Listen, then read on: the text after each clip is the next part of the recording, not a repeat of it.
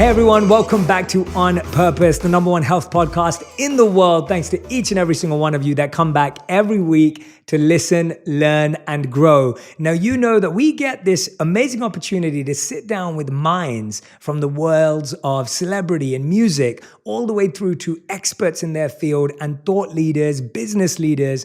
And today's guest is someone that I've been wanting to speak to for a long, long time. I saw so many of her interviews. I read her book. She's a number one New York Times best-selling author of a book called How to Do the Work. I highly recommend it. We'll put the link to the book in the comments so you can go and grab a copy. We've been DMing away, and she's finally here today. I'm talking about none other than Dr. Nicole LePera. Nicole, thank you so much for being here. Jay, thank you for having me. I've been knowing you and your work, so the fact that our paths have crossed right now, it's truly an honor for me, so thank you. Well, I was so happy to see the success of your book. And when I saw it come up, I literally saw everyone posting about it and everyone talking about it. And I just loved how clearly you've been articulating your message so effectively on Instagram all the way through to the book. And I'm so just happy, and congratulations on all the amazing success. It's fun to watch. Thank you. It's wild even still to hear when I am intro that I have a book and this thing that obviously I dedicated so many hours of my life to. It's still hard to believe in a lot of ways. Even just the whole of this journey, I would have never imagined. I think it was July 2018 when I popped up my first Instagram square. I would have never anticipated, I should say, kind of the journey that it's been, though. It is an honor, and I'm grateful for every moment of it. Well, you're helping people think about psychology in a completely different way, and holistic psychology. And can you share with us, when you say the work, describe to us what you define as the work. When you say how to do the work, what is the work from your perspective? Yeah, so the work actually, kind of my concept of it really came out of the traditional way that I had once been working. So coming through a system where I was trained as a clinical psychologist, I had a practice, I had the clients that came in week after week. On my own side of the personal side of things, I struggled with anxiety. I think not a lot of us do, was in all of the different types of treatment. And what I saw several years into my practice was the number one word that comes to mind was a stuckness.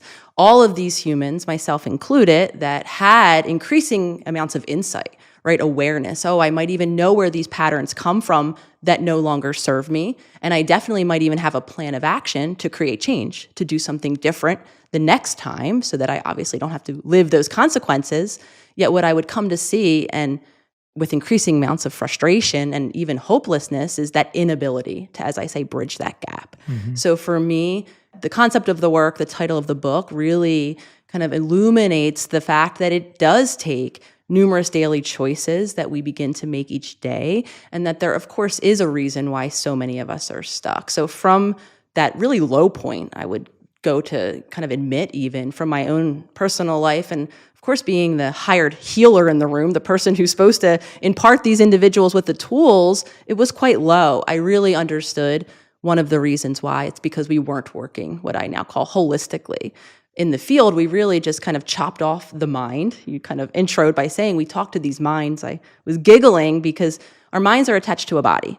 And until we really understand that we are a whole person, in my opinion, a mind, body, and soul, so many of us are going to continue to remain stuck.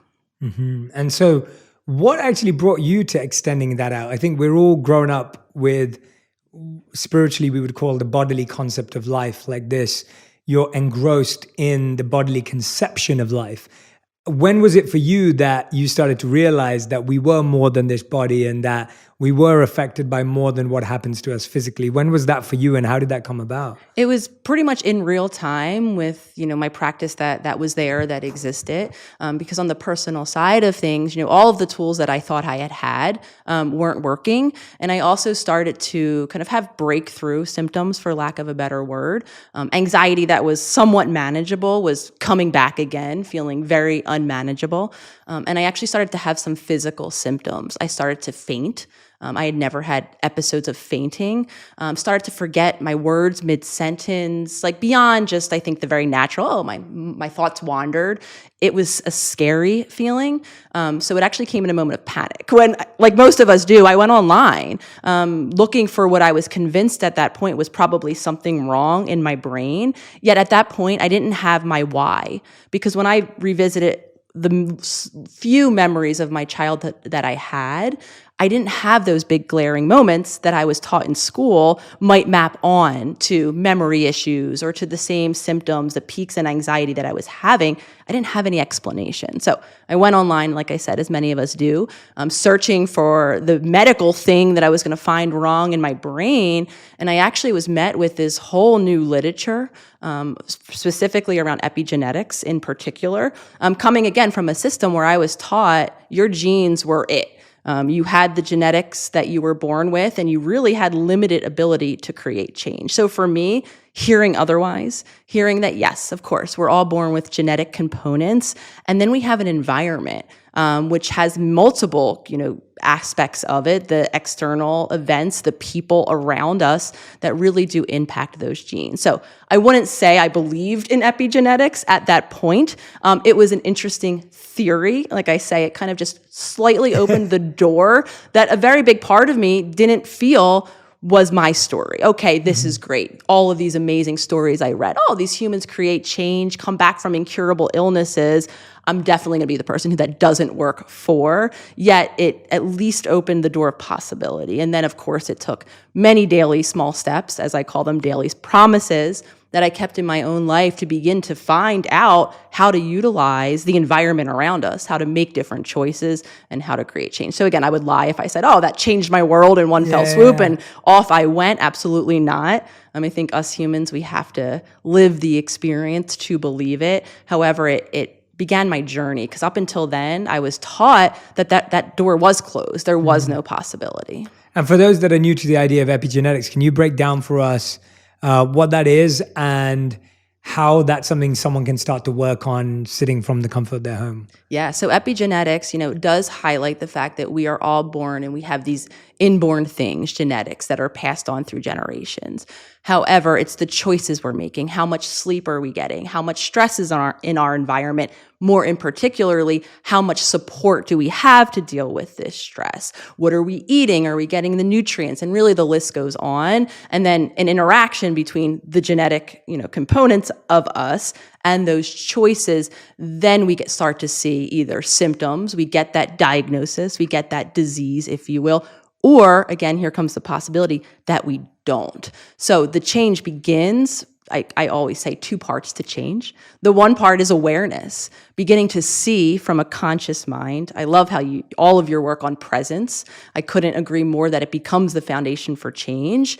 Many of us have to just learn how to see ourselves day in and day out, because most of us are living from our subconscious. We're living that autopilot. We're not even really aware. We might think we're getting more sleep than we are. We might think we're eating in a more healthy way than we are. So consciousness, right, creates that opportunity then to begin to make those new choices. So change, in my opinion, comes when we become conscious and then gift ourselves with choice. We make small interventions. We maybe try to sleep a bit more, try to navigate our stress differently. And then again, we can mitigate those symptoms that many of us are feeling stuck in.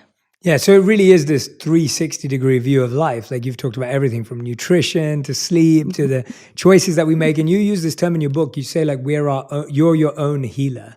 This idea that you're the healer of yourself.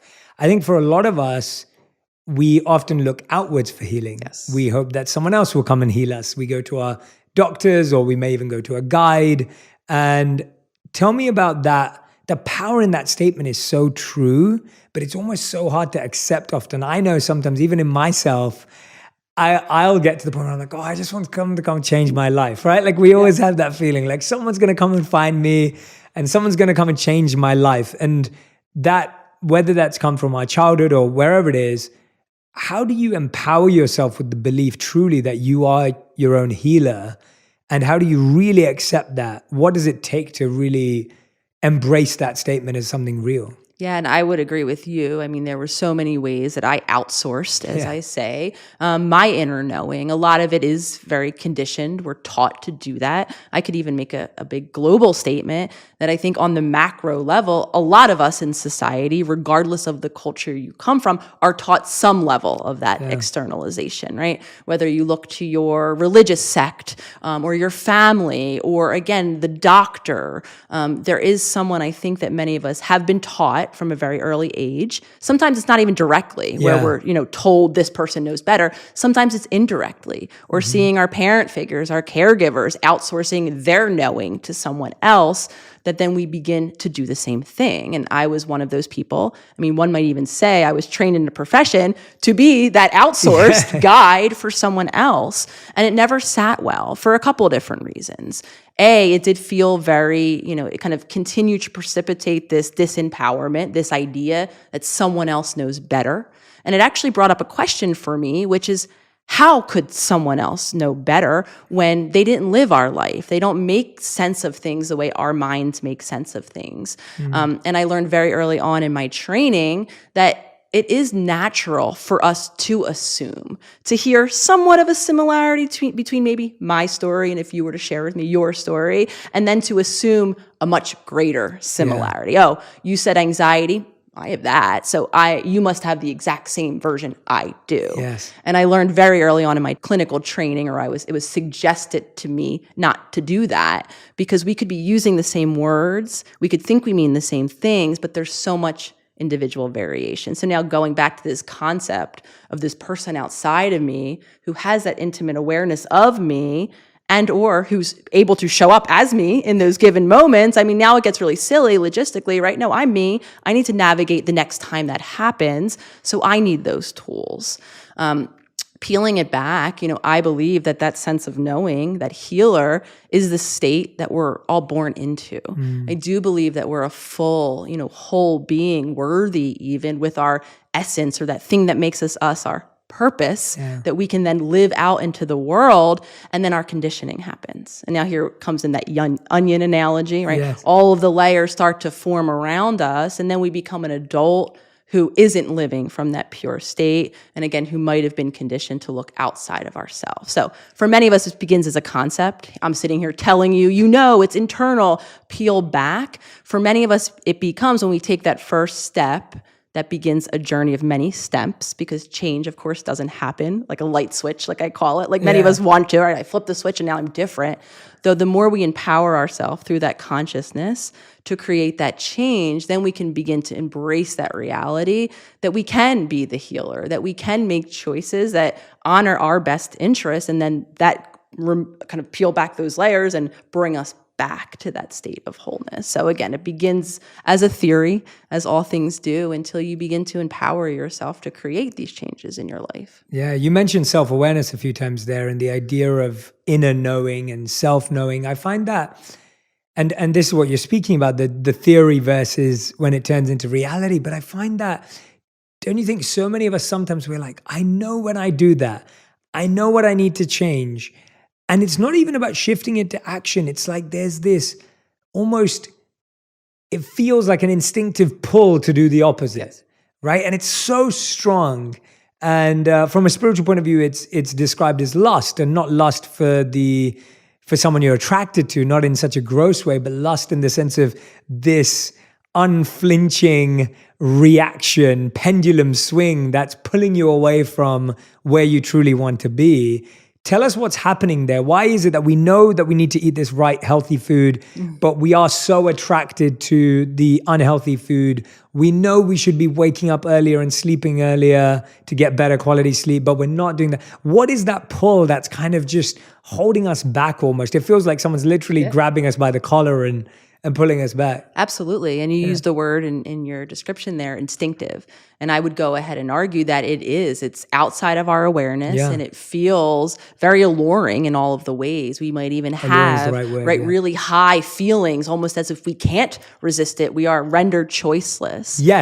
Yes, that's it. That's the best. Yeah. And that's real. I mean, you described the reality that many of us are living, and that would describe that stuck place that I was referencing earlier. And like I said, that, in my opinion, when we continue to bear witness to, here's that old habit again, and now I'm living the consequences, here they come again, many of us begin to feel shameful. Right? We might even have well-meaning loved ones that are looking over our shoulder, wondering, why the hell we're continuing to do this, also continuing to increase our shame. And some of us now even begin to entertain these ideas that maybe I am broken. Maybe there is something just at my core that's creating this. And what is at all of our core as humans is the desire to remain in the familiar. right? And so what happens, and again, our familiar, all of the things that have happened to us beginning at a very early stage I like to talk about the brain and kind of what actually happens, begins to lay down pathways, quite literally, neurons, right, that fire together, wire together.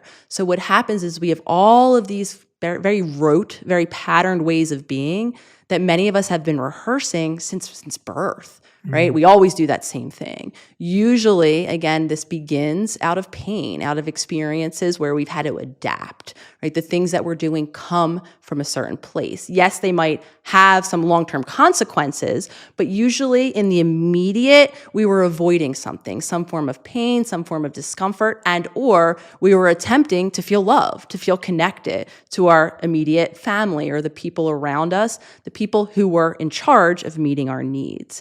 However, we repeat and repeat and repeat, and then those pathways get really strong. So then we come, say, to, we decide we want to change. We've lived these consequences long enough. We see some sort of helper, or we read a book, and we have a new game plan of action. Now we're, again, using a different part of our mind. We're in that conscious part of our mind. However, that drive to that familiar is still there. It lives in our subconscious, and it's very strong. So what happens, as I put it, is we meet that resistance, either that overwhelming feeling, that drive, that compulsion, like you described it. Some of us, it just stays in our thinking mind. All of the reasons why this isn't going to work. It's so silly. You should stop doing this. Before long, if I listen to either of those things, the thoughts I'm thinking or the feelings I'm having that are new, that are unfamiliar, before long, I am back in those ruts. And it's not because I feel good, it's because I feel like I'm used to feeling. And anything out of those bounds can feel threatening. A lot of our stuckness, again, is coming from that drive to safety. The reality that the unfamiliar, according to our subconscious, is threatening because we don't actually know what comes next. So those patterns are what is safest, keeping us, again, stuck in those patterns. Yeah, it's crazy how it works. I mean, I was reading I've read the studies that say you have 60 to 80,000 thoughts per day. Wild. 80% of them are negative, and 80% of those are on repeat. And it's the repeat part that really makes me go, wow, we need to drive a train through this, or we need to somehow break this pattern because this pattern will just keep repeating and keep cycling and keep strengthening. And so we need to slowly weaken the pattern. I wanted to ask you that. Is it that we slowly chip away and weaken the pattern, or do we need something big like a freight train to come drive through it? Which one is it? And is it both? Is it neither? Is it, what's the process? So the pathway to change, the kind of what happens, can happen, a slow, gradual descent, as happened for me. I gradually went across life. I checked all of the boxes that I thought were going to make me happy. There wasn't a cataclysmic moment when I was 28 or whenever this began that kind of initiated it. It was slow and gradual. Some of us are initiated into change when something cataclysmic happens. We lose the relationship. Life does shift and change. So both ways can be pathways in. The pathway through change, I think, is slow and gradual because what happens, again, because we're always looking to create safety, overwhelming change, changing our life from top to bottom between now and tomorrow could send us right back into that same adaptive mechanism that we've learned at one point to keep us safe. Now, this isn't to say that people listening haven't had success changing lives from top to bottom, of course. Though when we're working with the principles of the subconscious, our drive to stay in that familiar, it's those gradual victories because what we're looking to do is create the consistent habit. Like I was referencing earlier, there is no light switch. There's no making these new choices, here, there, maybe this week, maybe not next week. We want to integrate these new choices into our habit, into now what we do, how we eat, how much we sleep. So consistency is key. Smaller choices are much easier to maintain consistently than 5 or 10 new things all at once. Yeah, one of the things, I'm just thinking about this because it's been something I've been doing recently. So during my time as a monk, we did a lot of tough physical austerities. And what I found through all of that is that my mind strengthened, but my body decided not to want those physical austerities again. And so I for a while I just was like, nah, I'm good. Like I'm good. And then more recently I've started, it was actually because one friend forced me to do a cold plunge and then do jump out of a plane and go skydiving. And so when I did that, I was like, oh, and I did it because of this friend. I was like, I want to do it with him. It'll be fun.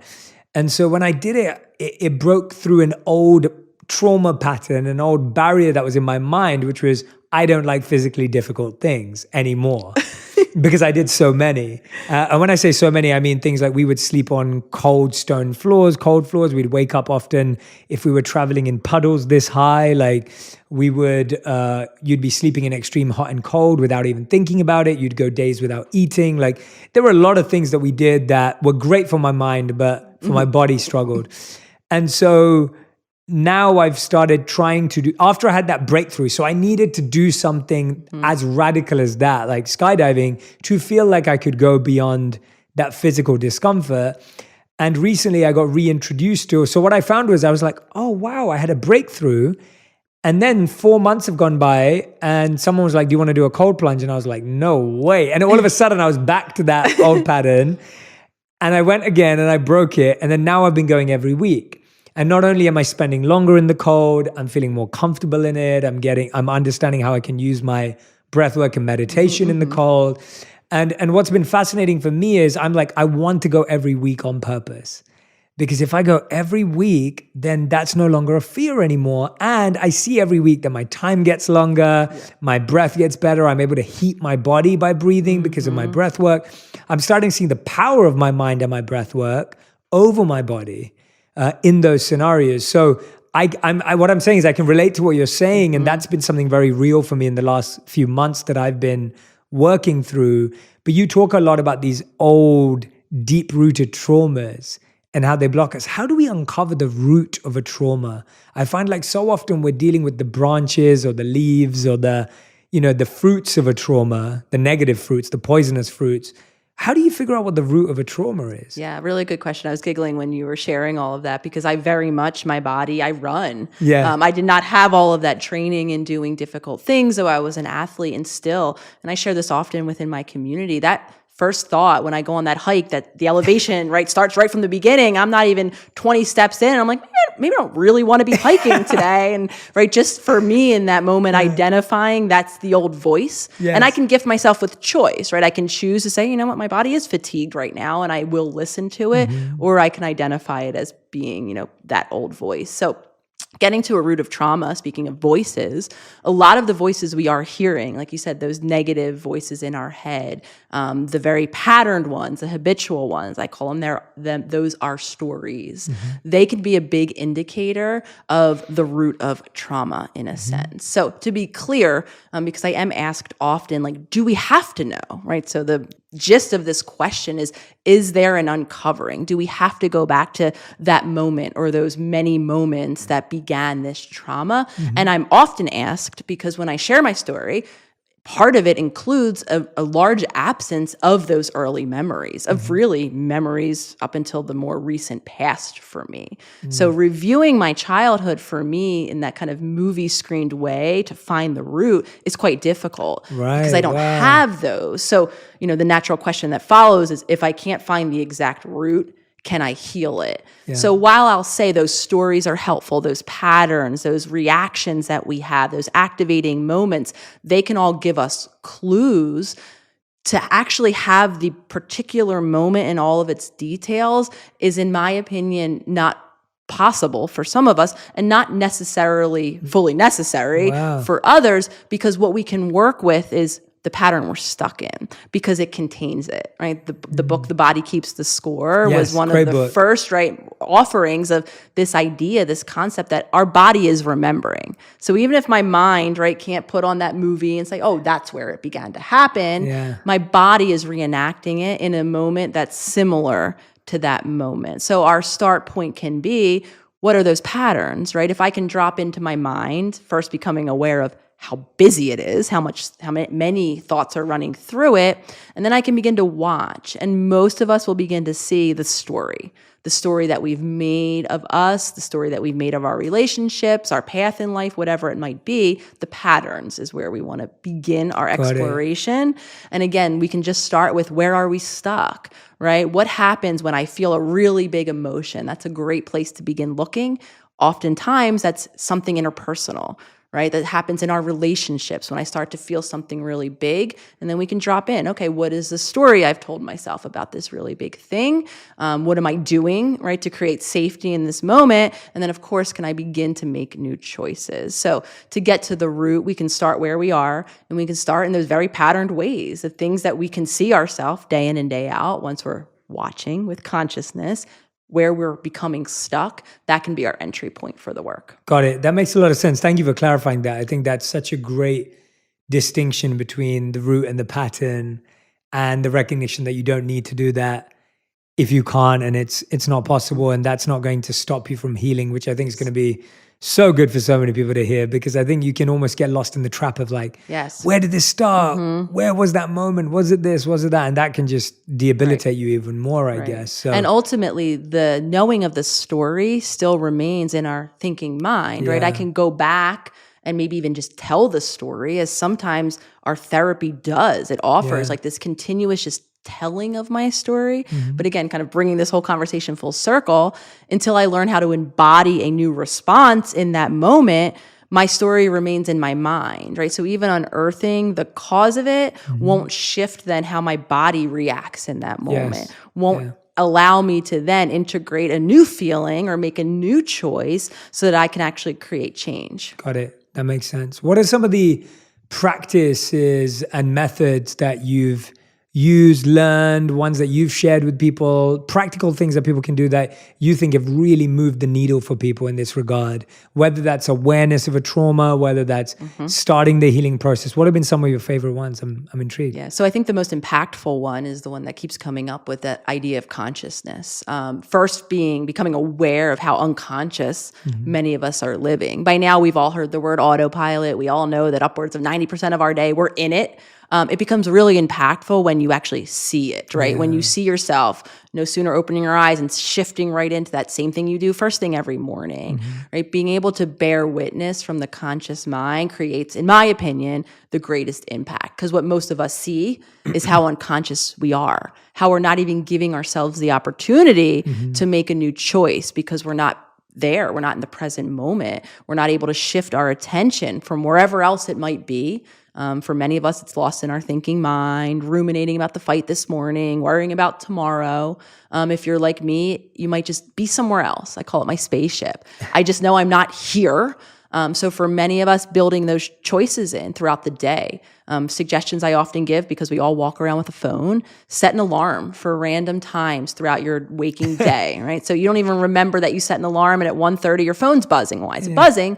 This is for your consciousness check-in. The first thing we can do is note what were you paying attention to? Were you really immersed in what you were doing or who you were talking to? Chances are probably not. You were somewhere else, right? Now this gifts you the first opportunity to use either another tool you've already spoken of, your breath, right? To use that to focus your attention on your active breathing. Or if you're doing something somatic, maybe you're eating, maybe turn your attention to actually tasting the meal in front of you that you're otherwise shoveling down. The more we create more moments of that consciousness, of A, the awareness of where is my attention, and then B, that control, the more now we're becoming present to what is. And now we can really individualize the work that we're doing. If I become present to a hyperactive body, so for me, this was the commonplace. Once I landed my spaceship, I realized how stressed out my body was. My heart rate was always elevated a bit. I had a bit of shallow breathing, right? So now I can maybe use breath work. I can intentionally change the flow of my breath and actually create a new feeling in my body. So for many of us, again, it begins with choice. And within that choice, we can begin to reconnect. For so many of us, the what happens next comes from what your body is telling you, right? What is your body feeling? Are you feeling expansive and excited based on what you're doing, or are you feeling constricted and scared? And if you're feeling the latter, can you create a change? Can you breathe differently? Can you meet a need? Maybe you're hungry. Once you tune in, you can go get a snack. Can you feed your body? Can you tend to your body? When we're conscious, we can hear our body, and our body has a lot of wisdom that so many of us aren't paying attention to, for many good reasons, because being in our body was a fearful place, a scary place. We might have been abused when we were within our bodies. Though, again, building that bridge, creating that reconnection can help us then figure out, because I'm sure listeners are like, great, I'm in my body, what next? the clues are there. Yeah. The more we, again, peel back that onion and learn how to listen. I love what you said about creating a new feeling in our bodies, because I think that that's really what we struggle with. We think feelings come from how people treat us or where we visit or the place we just went to. But feelings are created and monitored also by us. And again, it comes back to the point about choice.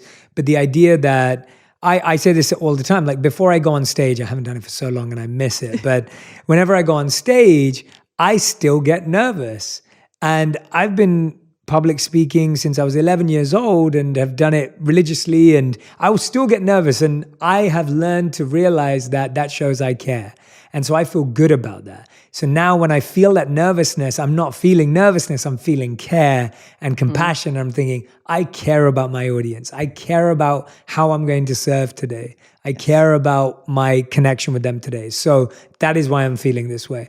And then usually using breath work, I'll change my heart rate and the way it's feeling. And that creates a feeling as opposed to accepting the signal feeling that I'm receiving, which is nerves, anxiety, or whatever it may be.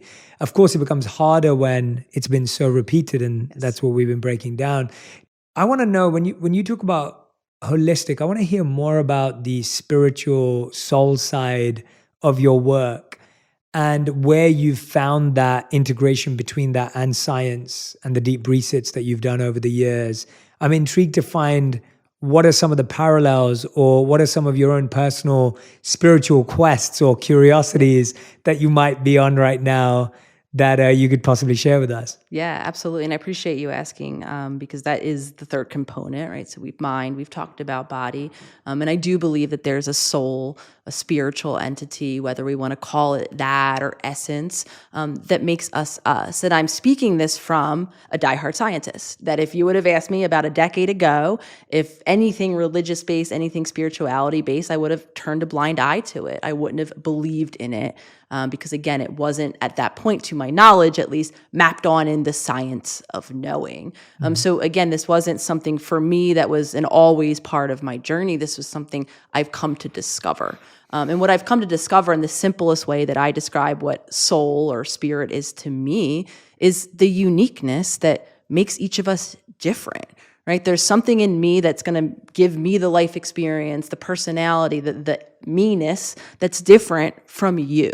And at this point, whether we agree on that it's coming from a spiritual place or a soul-based place, or whether it just is an essence and is thing, I think many of us in the collective are beginning to honor that there is something else, a deeper sense of knowing. Scientifically, where I believe this inner knowing maps onto is a major organ that gets very little, kind of time in the spotlight, or at least is getting more so these days, is not our brain at all. It comes from our heart. Again, that whole place that I keep referring to, I believe it's when we're fully connected to our heart space. We now know that our heart has an incredibly strong electromagnetic field. It's sensing the world around me. It's sending out signals to the world around me, even beyond the magnetic field that my brain entails. So our heart, the me-ness, I believe, is contained in that scientific space. Very grateful for the Heart Math Institute, whose major goal is to put out this type of research. But again, I think it's peeling back the layers, understanding that there is a deeper place of knowing that is interacting with our general way of being, whether we're aware of it or not. Everyone wants to know, where's my intuition? Yeah. Where's my purpose, right, for this conversation? And again, I believe that comes from that heart space. So many of us, though, are disconnected from it or have grown distrustful of it, that we don't look to it to listen. So being holistic, again, means honoring that there is something deeper. There is a place in me, not in someone else, that knows what my path and my journey is.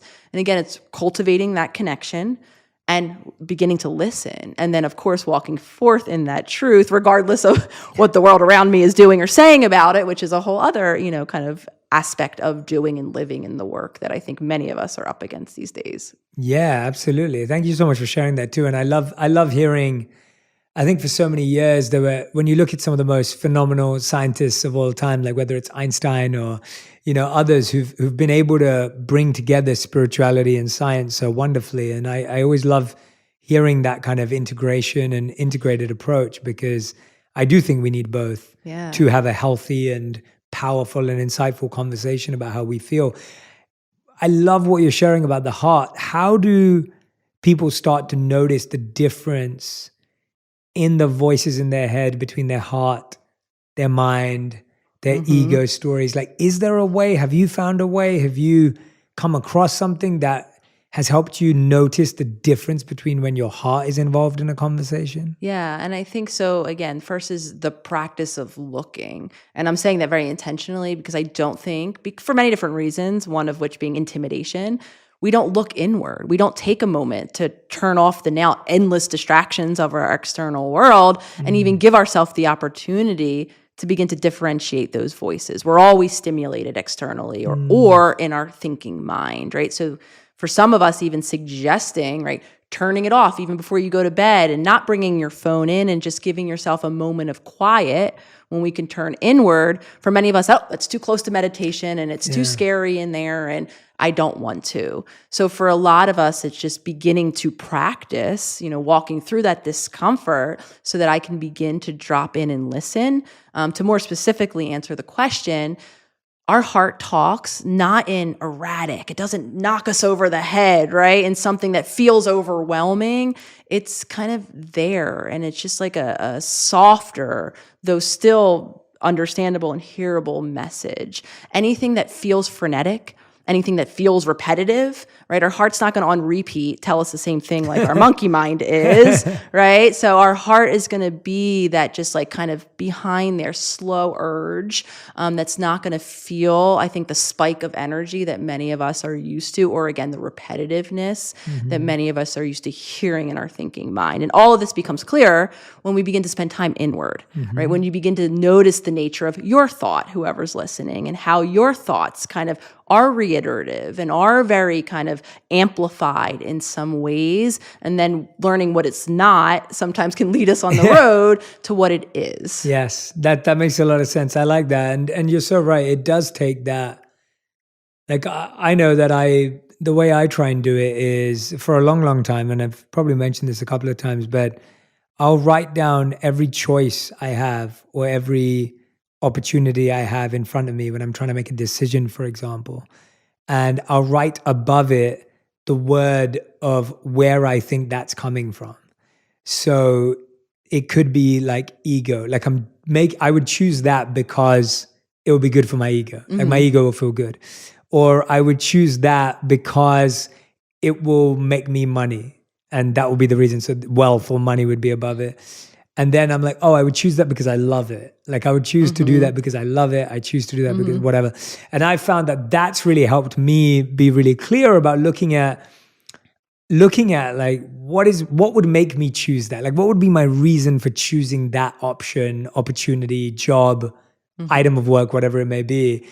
And then even if I accept it because all it is money or ego, I'm well aware now that this is probably not going to make me happy, but it's going to get me this thing that I think I'm doing it for. And that very honest, transparent feel allows me to be at ease and honest about my choices and also deal with the repercussions of them when things don't work out or whatever it may be. Or even when you do what you love and it doesn't work out, you know you did it because you loved it and that's all you wanted from it. And so I think that's been a really good way for me at least to distinguish between whether it's my heart, my head, my gut, or... I love that. And what's important that you're referencing to or you're acknowledging or honoring is the honest piece of it. And I say that, in a very intentional way again, because that's hard. It's hard for us to peel back our own onion and to look at our honest truths and to label it and be with it for what it is. So many of us begin to contort things and, out of shame, out of, again, perhaps many moments where we did share truths in different ways and they weren't received and or we were, made to feel very badly about them. So, in the work I talk about, I think a lot and I, attempt to practice at all areas that self-honesty first, being honest with what it is for me in any given moment or what it isn't, just being honest. Before then, we can even gift that honesty to someone else because a lot of entry points to the work is I'm not feeling satisfied in life, in my relationships in particular. I don't feel meaningfully connected to others or the world around me. Help, right? And we want to, or many of us, the pathway in, or so we think, is to change the world around us, right? Find that meaningful person, find that meaningful purpose, maybe even, or that path. And again, that only comes when we're first honest, when we figure out what our honest truth is, gift ourselves with that, live into that, and then we begin to have the opportunity to live honestly then in the world. And then, of course, everything begins to shift because whatever it is that we're experiencing is authentic to us. Yeah. I find though, isn't partly our rejection of self-honesty, or the times we avoid being honest, that's part of our story's defense mechanism, right? Because if you're really truly honest with yourself, you might have to change something. And we don't want to. And so the mind, or, and that's why I'm asking you, where is it coming from? That desire to be like, well, I'm not going to be honest to myself, because then that breaks my story that I've been telling myself. So if I've been telling myself the story, I'm a good person, and that helps me function in the world, now that I've made a mistake, if I accept that mistake, then maybe that's going to break me. Does that make sense? Yeah. And so how do we kind of nurture this idea of self-awareness and self-honesty without feeling it's going to lead to self-destruction? I think a lot of people at work, even in our relationships, it's like, if I've always been the person on time, if I'm late today, I don't want to tell people I'm late because it's going to destroy what I've lived to build up, right? If that makes sense. And I think about it in a very real way where, I look at the life I've lived and it's so like polar opposite and random and paradoxical, but I'm so happy with getting to express all parts of myself today that are in love with media, and that I am a monk. You were just sharing earlier today that, you were like, I'm a Russ fan, like I listen to Russ's music, but I'm a holistic psychologist. And it's like, I think the fun is in the paradoxes of people. And actually, I would suggest that I think if everyone looked at themselves, they'd find that they were paradoxical. And the paradox is what we're scared to accept because it doesn't clearly define who you are. And so it was easier for me to be a monk than who I am today, where I'm like, yeah, I think like a monk, but I don't live like one. I adopt the practices of monks, but I'm a married man, I'm an entrepreneur, and I enjoy all parts of that. And I'm learning to allow myself to accept all parts of myself. But I wonder why we're so scared of the paradoxes, and how we can open ourselves up to actually realize the paradox has so much joy and potential in it. Does that? And you can disagree with me too. No, I was smiling really big because it's beautiful. And what you're describing is how I describe the ego. Right? We all have this story of ourself that was formed began its formation in childhood based on very real lived experiences and the feelings that we've had about them. Though it's a very contained, it's only a story about an aspect or a part of who we are. However, it drops into our subconscious. Anything that goes against it feels threatening, feels scary, actually shakes my core sense of self. I don't know who I am. And to others too. And to others, right? And so we then live our life in defense of that story. Though for many of us, that story, like I said, is so small. It might not even apply to the current situation or the current choices that we're making day in and day out. So the goal really is to expand, is to allow in, right, through honesty, through witnessing, all aspects of ourself, because we all have all of those aspects of ourself. And the way it mainly comes out is when we see an aspect of ourself in someone else, and then we don't feel negatively about ourselves because we deny that that's even in there. And then we project all of that negativity onto that person. So that's oftentimes where I offer is a great point of exploration. And I'll share one with you all. For a very long time, watching people dance on the glorious thing that is social media would make my blood boil. Watching a human just let loose, very kind of in self-expression, moving their body. My ego would say all sorts of things because at that point, I didn't identify as a dancer. I'm definitely not someone who moves my body, not comfortably, and for sure not in public, right? Meanwhile, I made it about this person that I don't know and their intention for dancing that I could never know, come to know, right? That my wounding, my not feeling comfortable in my body, again, began very early on in childhood. So I wouldn't dare to be that person that danced in public, Yeah. yet I felt so strongly negative of others who did. Of course, for me, that was a pathway in to begin to explore this story that I've now began to unpack. That's a great place to look, right? Yeah. When are you feeling so negatively about someone else? Might be at that place of shadow or that part of you that you're not willing or able to be honest. And again, we do so out of fear, out of felt threat or protection of what if the world does see this side of me, or what if I do allow this side of me to be alive right now? And again, honoring that fear that once was, because according at least to the way I framed the work, it did come at a time and a place that was adaptive. However, now we can begin to create change and embrace all of us, all parts of us. That makes a lot of sense, and I'm glad that we're aligned on that. And you were smiling as I was speaking. I was like, oh yes, someone understands it. Tell me about, how do we stop letting other people's opinions define our choices? Because you were just talking about that right now as well. The idea that, like you were, maybe you're scared of putting yourself out there, or now we're judging others of why they put themselves out there. How do we stop letting other people's opinions define our choices? Yeah, really difficult. I first want to honor how for many of us that is part of our conditioning for all of the reasons, because we had to, right, put other people in front of us, or so we thought at some time. A lot of it is kind of culturally driven.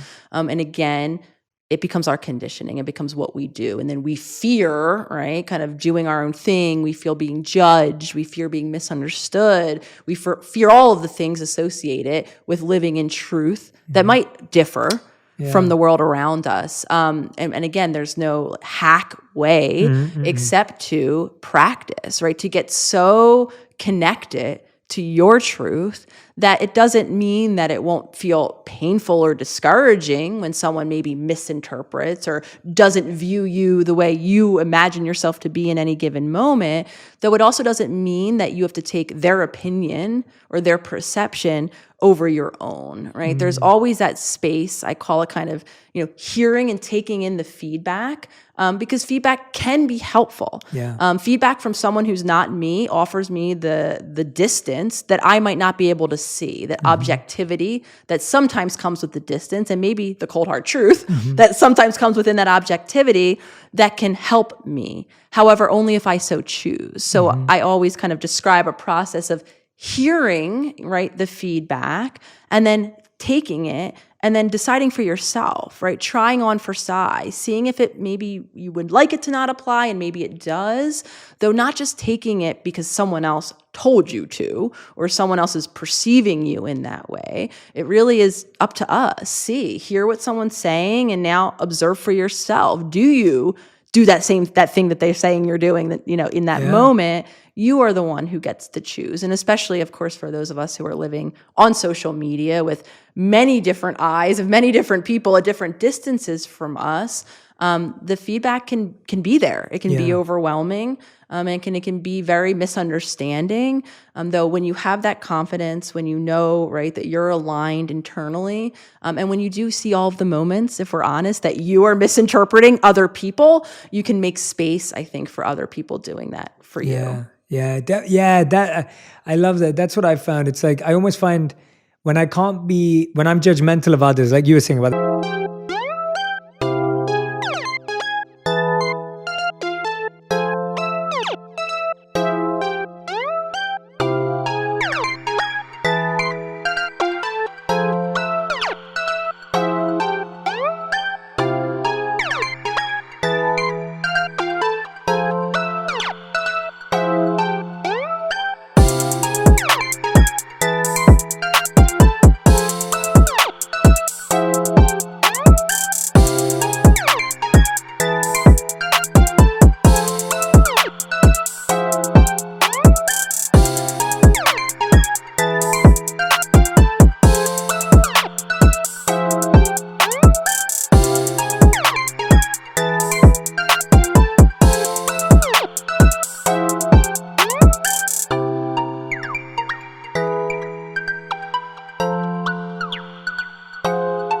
the dances, etc. And the idea of when I'm being critical or judgmental of someone, even if not verbally or externally, but mentally, I find that I usually am critical and judgmental of myself for the same reasons. And when I can't give grace to myself, when I can't be compassionate to someone else, I can't be compassionate to myself. And when I can't be compassionate to myself, I can't be compassionate to others.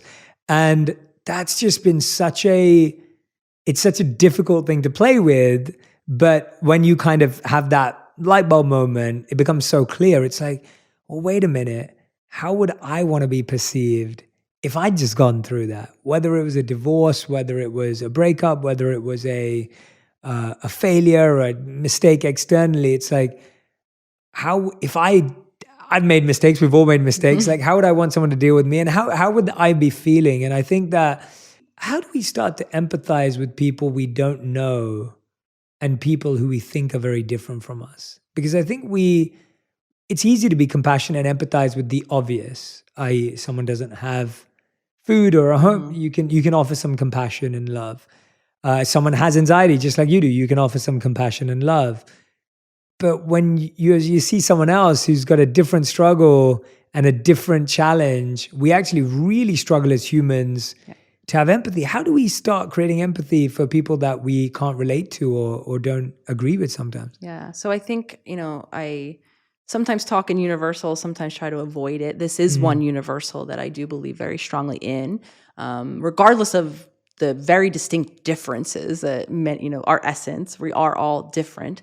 I believe at our core, right, we share, 3 very, human needs: to be seen, to be heard, and to be loved. And I believe that unifies all of us. And most things that we're doing outwardly that might be the cause of that negative, don't love using the words positive and negative, but that less than savory reaction, right, are oftentimes the outward attempt of that human at getting one of those core needs met in that moment. So the way that we can unify the collective is, I think the work is, the final chapter in the book is called interdependence, this idea of coming back into, right, as our authentically honored selves now, into the collective.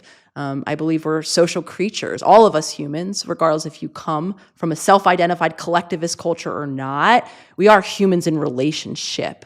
And again, like I said, we're not all showing up authentically and honoring ourselves in this relationship, though we are in that connectivity. And at our core, again, like I said, we want that group cohesion. We want to be seen and honored and loved. And again, many of us have all of these different adaptations and ways we go about it. But I think that can be one of the ways that we honor the humanity in each of us, is that our life is our best attempt, given all of the past circumstances, at getting those core needs met. So even if what you're seeing is unsavory in your opinion or in your experience, we can understand it, I think, through that lens. Now, of course, this doesn't mean, right, opening the door to abuse, showing up when our boundaries have been crossed. This still is creating safety to continue to get our needs met, which sometimes does mean outside of that relationship with that possibly unsavory person at this time. Though, again, we can create the empathy by focusing on this similarity. Yeah, I love that. Thank you so much.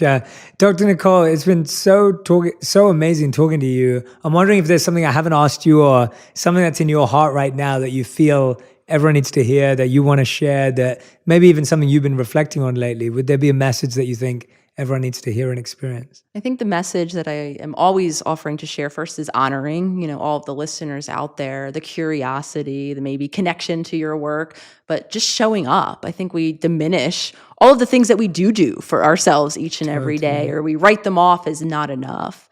So the first thing I want to offer is that honoring of the small choices that you are already making in your life.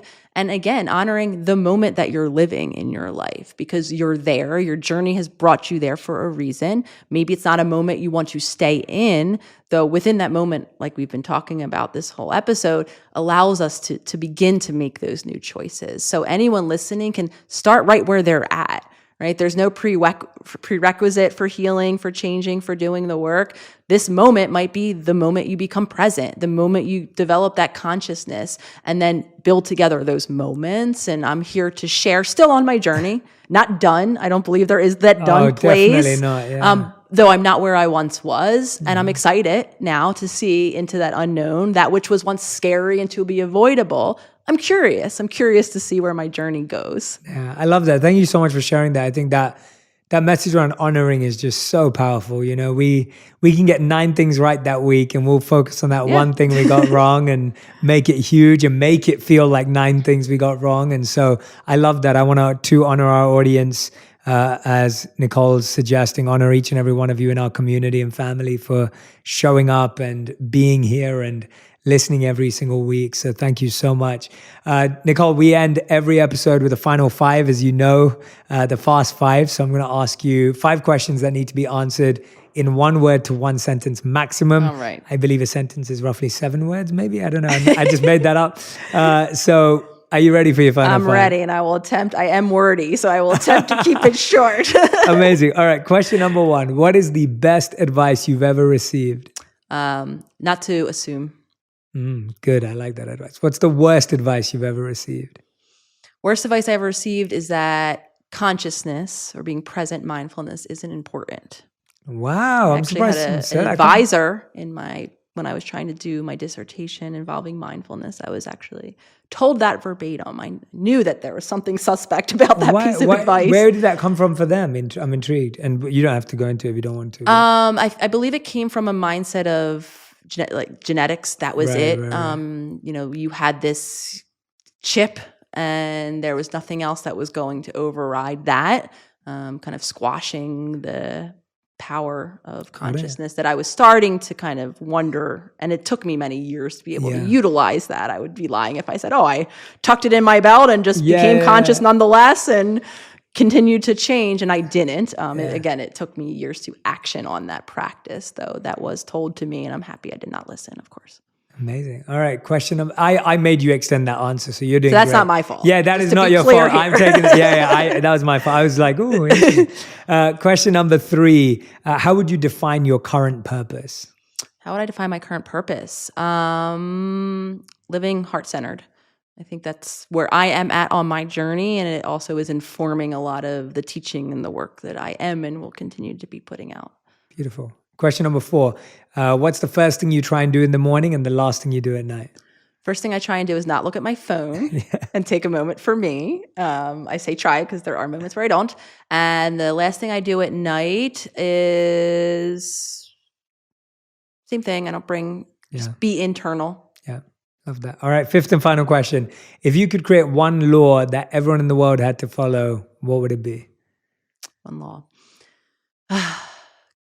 Living from the heart, connect with the heart. I don't know how to law that, but the law would be the heart is important. Make friends with it. I love it. Dr. Nicole LePera, everyone, How to Do the Work. Make sure you go and grab a copy of the book. We put the link into all of the comment sections and subject areas so that you can go and grab your copy. I highly recommend it. And of course, please, please, please follow Dr. Nicole on Instagram so that you can see all her incredible posts, and tag both of us with your insights from this episode. If there's been anything that she said that stood out, an insight, a piece of wisdom, a tip, a practice that you're going to start doing, tag us both. We'd love to see it. Dr. Nicole, thank you so much for joining me. I'm so grateful that we got to meet just in time. Of course. And I hope to have you back on the podcast many, many times. Thank you, Jay. Thank you for joining me. I hope our paths continue to cross, and